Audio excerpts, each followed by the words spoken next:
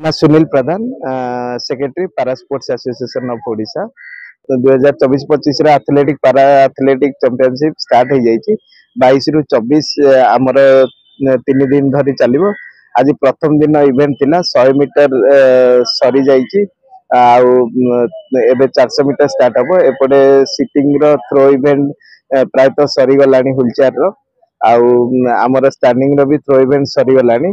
काली सुधा आमर समस्त इवेंट सरी जीवो भल परफॉर्मेंस करथिबा खेलाड़ी माने तमिलनाडु रे आमर नेशनल चैंपियनशिप अछि फेब्रुआरी मासरे सेठी प्रदर्शन देखेबे। ता पूर्व आमे गवर्नमेंट रु कैंप करबा पई प्रयास करूछु कारण जेहेतु आमर डिस्ट्रिक्ट लेवल ले भल नाहांती माने एसोसिएशन नाही तार असुविधा अच्छी। तो आम चाहूँ गवर्नमेंट रु गोटे एक मासर कैंप रखिबू आम पिला भल परफॉर्मेंस करेंगे।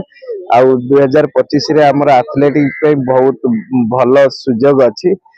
इंडिया रे ही ग्रांड पिक्स हबार अच्छी मार्च मासरे आउ वर्ल्ड चैंपियनशिप पारा एथलेटिक चैंपियनशिप आमर अक्टोबर नवेम्बर रे हबार अच्छी। तो आमर जो पिला माने नेशनल ले भल परफॉर्मेंस करेंगे से वर्ल्ड चैंपियनशिप और ग्रांड पिक्स खेलने को सुजोग भी मिले। आमर ओडिशा रो भल पिला बाहर बोली आमर आशा।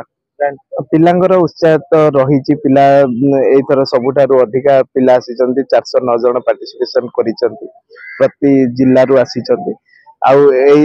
पूर्वथर अपेक्षा एथर भल उत्साह अच्छी भल खेलाड़ी मैंने आसी जो माने भल परफॉर्मेंस लेवल थे टॉप 5 रे थे आमे से सिलेक्शन करने को चेष्टा करबा जमी नेशनल से माने अधिकार अधिका मेडल जीति पारे से ऊपर आमे फास्ट फोकस रखीचु।